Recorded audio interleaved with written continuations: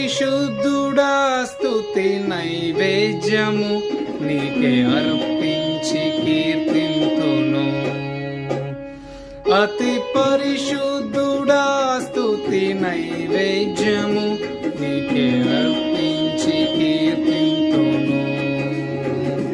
నీవు నా పక్షమై నన్ను దీవించగా, నీవు నా తోడువై నన్ను నడిపించగా, జీవింతును నీ కోసమే.